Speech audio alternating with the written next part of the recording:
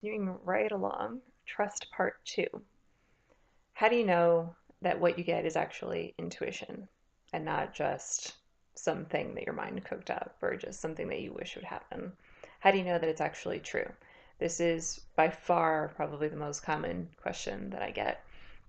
And it makes sense. It's a question that I asked many, many times when I was first embarking on my journey, and it's still something that I grapple with from time to time when I tune in. Okay, was that really true? Was I really in it, or what was it that I really got? There's no exact process on how to receive intuition. It's completely personal, and oftentimes it will vary each time that you do it.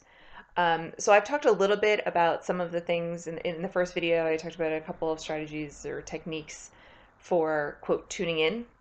And that is certainly something to consider, especially when you're starting out. If you're not used to doing this, you probably want to create some time and space for yourself to really get into a mode where you can just empty yourself of everything that's happening around you, everything that's been going on in your day, everything that's going on up here, and really just choose to empty yourself entirely. And that will likely involve closing your eyes, setting an intention, choosing to be empty, choosing to be in what's often called a state of innocence, which is essentially just being the ability to see what is, as a child would, without sort of the bias, if you will, that you've created through your thoughts and feelings and beliefs, that the filter through which you see the world, which is different from how I see the world, which is different from how everyone else sees the world.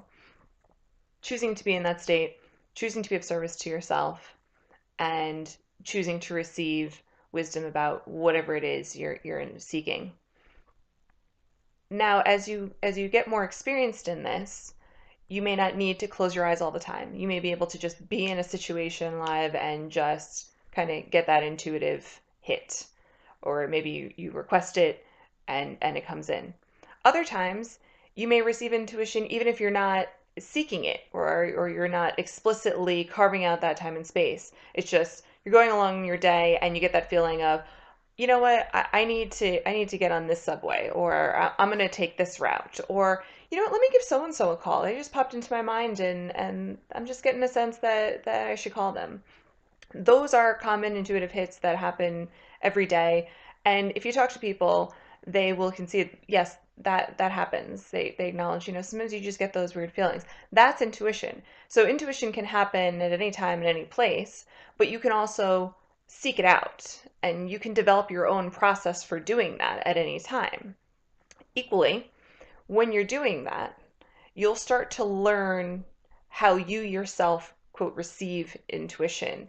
You'll start to see kind of what's your modus operandi. Though it may alternate, though it may change from time to time, you'll start to see kind of what are the common pathways through which I often receive intuition. And you may develop more down the line. In fact, I would encourage that. And oftentimes that's just what happens, that the more you do this, kind of the more open you become, and pathways find you, and suddenly you're receiving things in different ways.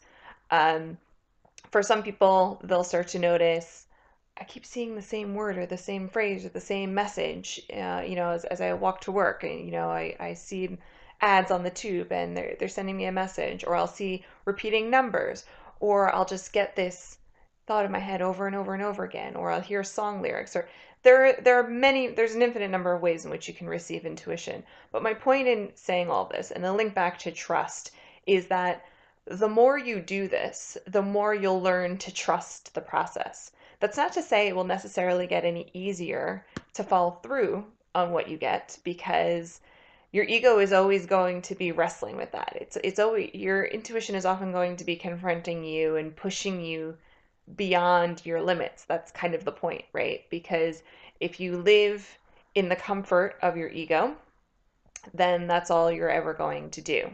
But if you're seeking something beyond that, because you're saying, you know what, I'm actually not all that satisfied with this, and I'm looking to see what else is possible, what else is available, and I'm willing to entertain the idea that intuition may take me to places that I've never been, and that, there is perhaps a path that my higher self has envisioned for me, and I'm gonna take that journey, then you're gonna be pushed outside your comfort zone. That's just what's going to happen.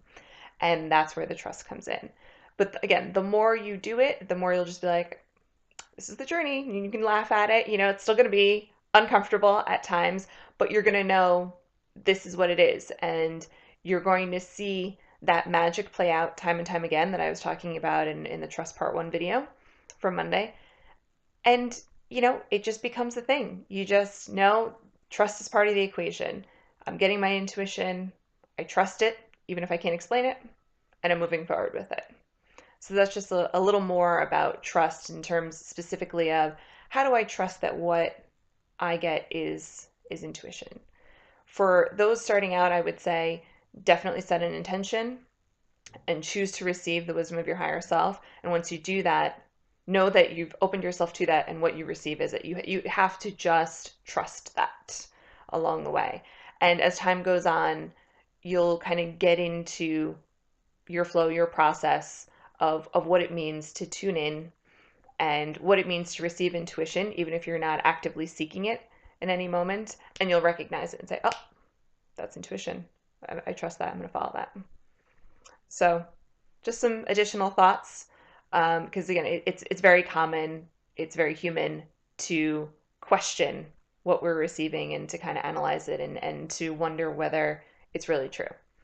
So let me know your thoughts. Let me know if you have additional questions, and I will address them in future videos. Thanks. Bye.